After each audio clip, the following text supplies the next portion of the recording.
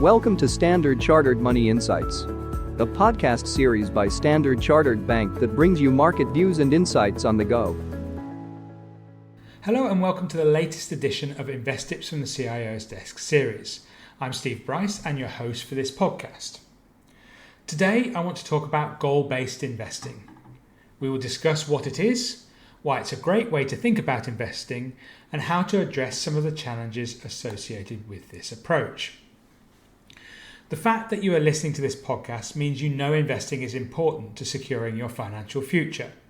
However, maybe you're struggling to understand exactly how to get started and how to have a structured approach to investing. Now, there are two main mistakes people make. First, analysis paralysis, so you never actually get started. And second, investing without a plan. A goal-based approach helps to break things down into relatively simple steps, develop a plan, monitor progress towards your goals, and make in-flight tweaks as necessary. Before we get into the specifics, I think Oprah Winfrey's view on the most common trait she observed when talking to some of the most important and successful people is insightful. They know where they want to go. In other words, they know what their goals are. It sounds so obvious. Imagine getting into a car without knowing where you are going. What are the chances of you arriving at the lunch, meeting, or concert on time if you did this? It's the same with investing. We're not investing for investing's sake. Effectively, we're foregoing spending money today for something in the future. The first step on the journey is, as Simon Sinek would say, start with the why. Now, the reality is we have many whys.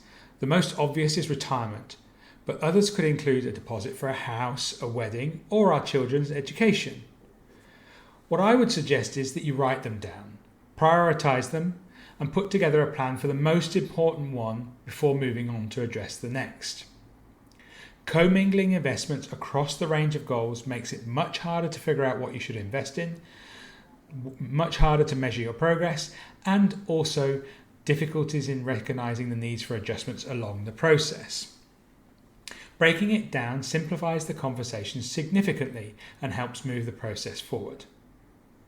However, even if you do this, it doesn't make it plain sailing. There are two main uncertainties that you'll still have to deal with. First, how much will I need to achieve my goal and by when? Second, what are the realistic returns that I can expect from my investments along the way? Now, if you knew all of these numbers ahead of time, then you could calculate exactly how much you need to save and invest to get there. But the best we can do is estimate. So how do we do this?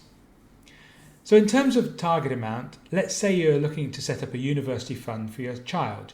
You know how old she is and roughly when she will go to university. However, you do not know what the cost of going to university will be when the time comes. The best you can do is estimate. The natural place to start would be to understand how much it would cost today. Then you want to apply some annual rate of increase to account for inflation. So one option would be to merely use the country's historical inflation rate. Alternatively, it might be better to focus on historical inflation for university fees specifically, as this may be significantly higher than the headline inflation rate for the country as a whole. Compounding the cost at this assumed inflation rate will give you a guesstimate of how much you will need when the time comes. The second uncertainty is what are the returns you can generate. This will depend on what you invest in and what happens to markets. Typically, the more you invest in bonds, especially high quality bonds, the lower the returns you're likely to see. The less inflation protection you will receive, but the greater predictability you will have in how much you will get at the end of the investment period. On balance, the shorter the time horizon and the less flexibility you have in terms of timing, the less equity focused your portfolio should be. Once you've gone through this process, then you work backwards and decide how much you need to save and invest to achieve your dream. So, let's look at the example to make it real. Let's say your daughter is going to go to university in 10 years and the current cost of this is an estimated 100,000. Maybe historically the average increase has been 3%, so you use this to estimate the future cost. Compounding that 100,000 at 3% over a 10-year period leads to an estimated cost of around 135,000 in 10 years' time. Now, when it comes to investing, 10 years is quite a long time away. Therefore, you can start with a decent allocation to equities, and you may assume that your portfolio will average a 6% return per year. So if you're planning a lump sum investment with no additional investments along the way, then you need to invest 75,000 today to cover the expected cost. Of course, you might not have a lump sum to invest, but you could invest it every year. And if you invest 9,000 a year over that 10-year period, a 6% return would help you achieve your goal as well. Now you have your plan in place, you monitor it. If the portfolio does better than you expect, then maybe you do not have to invest quite as much. If it does worse, you might need to invest more. Or maybe the cost of universities goes up more or less than expected, so you recalibrate the required funds. But the important thing is you have a framework to make these changes for each goal. It was easier to get started, and it's easier to monitor progress and stay on track. The mere fact of going through this process makes you feel more in control and gives you more ability to deal with challenges along the way. Well, that's all we have time for today. I hope you found this useful.